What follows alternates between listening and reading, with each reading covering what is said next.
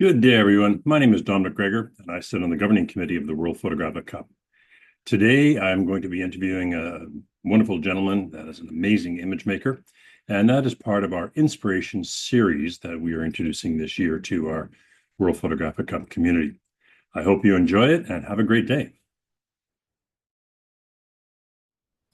Good day, everyone. Don McGregor here again from Vancouver on the west coast of Canada, and I'm excited today to bring to you Kevin Dooley from New Mexico in the United States. He's an amazing image maker and photographer, travels the world making photographs. And let me introduce you, Kevin. Tell us a little bit about yourself, where you're from, what's your background, what keeps you going? Sure. Well, pardon me. First of all, I just want to thank you for having me, and of course, what a pleasure it is to see you. But I'm at this point in my life, I'm a wildlife photographer, and I live in Albuquerque, New Mexico, in USA. And I grew up as a wedding and portrait photographer, working in my dad's studio. And so my dad was a professional photographer, studio photographer. And basically I was assisting him, with weddings and things like that from a very young age. And eventually, graduated from high school and I joined the Navy. I was in the Navy, U.S. Navy, for 3 years. It was a special 3 year enlistment that they did at the time. And I actually wanted to be a photographer in the Navy, but they decided to make me an airplane director. So I was a yellow shirt on an aircraft carrier. But at any rate, after I completed that 3 years and I got out of the Navy, I was in the Navy for 18, 19, and 20. So when I turned 21 and I was out of the Navy, I decided I was either going to be a wildlife biologist or a photographer. And I had actually signed up to go to a school to be a wildlife biologist. And at the last minute, I changed my mind and decided to be a photographer. And so when I was 21, I opened my studio, and I had that studio for 40 years, and I'm 63 now, so it's been closed now for about a year and a half, approximately, something, however that math works out. And about the last 16 years, I kind of branched away from the studio and started doing a lot of wildlife. And my wife and I had some photographers who worked for me because we did a lot of weddings, and they kind of ran the studio more and more and more as the years progressed until about the last, say, 5 or 6 years. I pretty much wasn't really going to the studio at all. And about 9 years ago, I guess, maybe 12 years ago, I don't know, I lose kind of track of the time. But anyway, I opened up a safari company where I take people on wildlife safaris. Got my certification to be a guide in Africa. And, that's really what I've been doing for the last 10, 12 years, pretty much full time. The last 6 years, definitely full time without going to the studio at all. Otherwise, to maybe check on something. And that's kind of a long story in a nutshell. That's great. That's how many of us have gotten involved in our careers. We started small, we grew, we explored, and it sounds like you've done very much the same thing. Um, Tell me a little bit about when you were contacted and advised that you were part of Team USA. What did you feel? What went through your mind? It's it's phenomenal. I mean, it's like, in my opinion, and I do enter a lot of photographic competition, even other than like PPA and that sort of thing. For me, it's the biggest honor you can get in in photography, to be selected basically to represent your country, as a photographer for your country. And I've been fortunate. I've actually been in the World Cup now, I think 5 or 6 times I've been selected. I've only made it to the top 10 like twice. And so I still, to this day, after I enter all my prints, I'm like, am I going to get that email? Am I going to get that email? To me, it's like the big one. I absolutely love it. Well, I So was present when you walked across the stage to receive your silver medal last year in Dallas, and I can assure folks that the smile you see right now, that was a lot bigger that night. It was Oh yeah, it was pretty that was amazing. so awesome. I mean, I think you probably know this, but I flew there from Africa. I arrived the morning of the evening when we had the ceremony, and then I had to fly from there directly to India. I never even went home, you know. I did attend a class at the Texas school though, Right. Right. as you know. But at any rate, yeah, that was so awesome. So Yeah, it was a pretty amazing evening, and the hospitality of the people from Texas was pretty amazing, pretty special overall. What I'd like to do now, Kevin, is I want to show an image, and I'm going to share my screen, and I'm going to share this image. Let me move our little screenshots out of the way here. This is the image that Kevin earned the silver medal for the 2024 competition. Kevin, tell us about how this image was made, the conditions, the situation, how difficult it was, or perhaps some technical things that helped you make this image. sure. So this is in South Africa, and this is an adult martial eagle. And the bird that are in his talons is a guinea fowl. And interestingly enough, a guinea fowl is it's the size of like a large chicken, and they can be relatively heavy, in comparison to the size of the martial eagle. But anyway, we were on our way to, I believe it was a leopard sighting, and we saw this martial eagle swoop down and pick up this guinea fowl, and then he landed. But I mean, these things happen really fast, right? And we were in a moving vehicle when we first spotted it, because, like I said, we were on our way to something else. We have radios in our vehicles, and sometimes we'll hear about something and we head directly to that sighting. But so he landed in a tree, and I think he probably killed the guinea fowl in the tree and rested for a minute. And we waited because I got shots of him in the tree, but they weren't great. They were he was kind of covered up, and so eventually we knew that he would move the kill to a different area, because when they make the kill, there's so much activity and noise and things like that that it actually attracts other birds of prey, and they may try to steal it from him. So we knew he would move. And we waited a little bit, and sure enough, he took off and he started moving. And during that time, I rechecked my settings.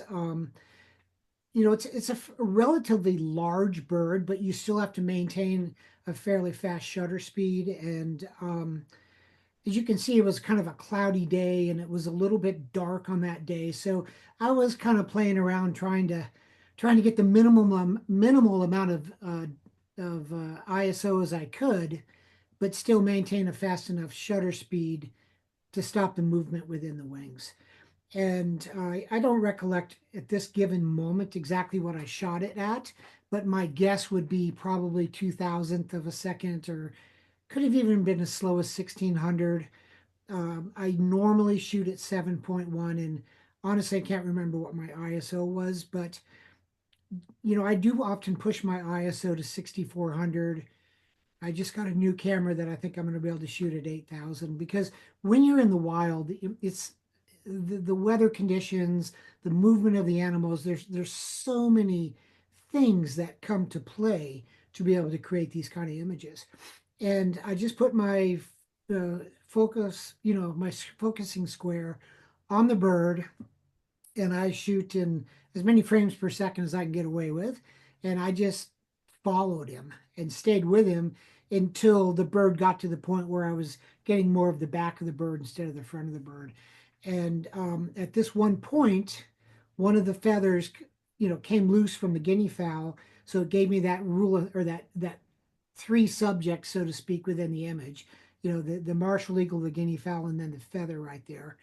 And it just turned out to be, the expression on the bird's face, the way his feathers were spread out, the guinea fowl, the way his head's hanging down, just all came together so very well. And when I got it, I pretty much knew it.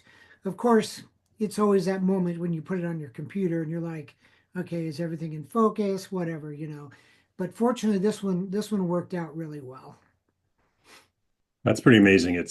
Can you share with us maybe a tip or a trick or some advice for people that are trying to perhaps do wildlife photography or bird photography? I personally have tried it a little bit too, and I realize, there's a lot that goes on to prepare yourself for things. So give us maybe a tip or a trick or an idea, advice of how to approach photographing birds.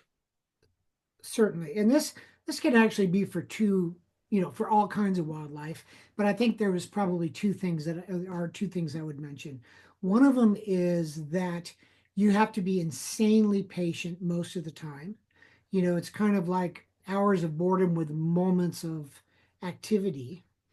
And then the other thing is that you have to learn how to clear your mind of any distraction when you're out there, because even in a situation like this, had my mind been distracted with conversation with other people, or what I'm going to do when the safari's over, or how much money I have in the bank today, or whatever, you can't let any sort of mental or visual distractions take you away from being extremely observant. As these things happen, you got to get that camera in the air, as if your camera is sort of a part of your body, and you got to be on it, you got to be ready to do it. And that's the two most important things, in my opinion: massive amounts of patience and the ability to let go and to dive into nature and let your mind be so full of nature and what's going on around you that you don't miss all these little things that are happening. That's amazing. Tell me a little bit about your experience with the World Photographic Cup. Has being part of your country's team led to creating some friendships in your own country or perhaps from countries around the world? Absolutely. And that's actually quite an interesting question, because I may have even met you through the World Cup, actually, or maybe I met you before. I can't remember now. I've known you for a bit. So, but there were people that I would see that would make it into the World Cup, maybe not every year, but they would, enough times where you knew who they were. And before I was ever in the World Cup, I always felt like, gosh, man, I can't even approach these guys. They're like, oh my goodness, we really look up to these people. They're so amazing, and so once I got into the World Cup, I realized that they were just photographers like myself, and they just were working so hard at this and creating images, and having consistent, the ability to consistently create really good images. And they were wonderful and friendly. And now I talk to a lot of them quite often, either in passing or sometimes through emails or on Facebook or whatever. And it's just a group of really wonderful, nice people that we all have something in common that we can sort of talk about. I found very much the same thing. What I'd like to ask you now, Kevin, is image competition it's global. I mean, there's competitions around the world. Some people really enjoy the challenge of it. Some people might be a little intimidated about it. Can you give any advice to somebody that is, looks at these images and like you just said, you weren't intimidated, but wow, these other people are so good because they're there all the time.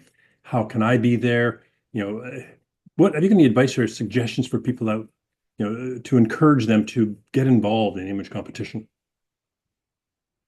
Yes. I know for me personally, there was almost like a progression of, working my way to being able to have images that are in these types of situations or in these types of competitions, and as well as other wildlife competitions. And I have a kind of personality where I just like don't give up on stuff, just keep going and going and going until I get there. And I also learned that during that going and going, I learned how to work with other people that were already there that might be able to give me advice or help. And I also learned that I could either make the journey a blast and a lot of fun, or I could get bummed out if I didn't quite achieve what I was trying to achieve that year. And I mean, that still happens. Like this year, I got second place in wildlife and I got first place in natural portraits. And I'm really like right now, consider myself a wildlife photographer. And I'm like, what is that? I got second place. Oh no, man. And I'll have like about 10 seconds of being depressed about it or whatever. But then I'm like, okay, what have I got for next year? I just can't wait to try again. And it's the fun of the journey. It's not necessarily the destination. And I'm not saying that the destination is not fun and rewarding, because obviously that's, something you're working towards. But I think it's almost like living your life. If you forget about the journey and you're just constantly going for that destination, you miss everything that takes place in your life. And I think it's the same way with, entering photographic competition. You have to enjoy each step of the way and look at your work and see how it's improving. And the other thing is it's the moment, it's the opportunity to be able to take that image as well. And we don't always get those opportunities. In wildlife photography, it's not like I can just pop into the studio and create this image. Everything has to come together. I have to have the animals. I have to have, I have to be there. I have to have my camera ready. I have to be ready. And so it's even more challenging than it would be if I had the opportunity to be able to create a photograph in a studio with the lighting and posing and things like that. So it just furthers that example of to enjoy the journey and to know when when you get it, it's so awesome, amazing. But you can't give up because eventually you'll get it. You just got to keep trying. You said an interesting comment a second ago, Kevin, and that is improving. Have you found that being involved in image competition over the years, has it improved you as a photographer? Oh, without a doubt. Um, as a photographer and also in editing. And although, in wildlife and reportage and those sorts of things, we can't really edit the images too much anyway, but it still improved my ability to edit in the areas that I'm allowed to edit in, as well as I find myself now looking for images that might make it in competition. So I'm more observant and I'm more, I mean, I've blown so many images of wildlife with, like too slow a shutter speed or my focus or whatever. And so I pay more attention to my camera settings and I pay more attention to what's going on around me because those images, that are going to make it to the top are not always easy to find. And even creating those images in my mind before I go on a trip. I'm thinking like, oh man, if I could just get this. And so it is even improving my photography when I'm not photographing. I take walks in the morning. My wife and we have two corgis. I don't take a camera, but I do look for photographs as I'm walking because I don't have that pressure of having to take a photograph. So I can really sort of teach my mind to be alert and be aware and always be looking for something amazing. That's pretty amazing. I feel so uh, lucky to be able to chat with you today and hear some of your words because they echo some of the feelings that I've had over the years. And I know so many other photographers that are passionate about what they do. That's reflected in your words too. And on behalf of the World Photographic Cup and the global community, thank you, Kevin, for sharing a little bit of time with us today. I also want to say to everybody here that if you've enjoyed this at all, please hit the subscribe button on the YouTube video. We do want to be able to share this to people around the globe, and we want to be able to continue to bring you videos of some amazing photographers. Kevin, thank you so much. Have a great day. My absolute pleasure. Take care, everyone. Bye for now.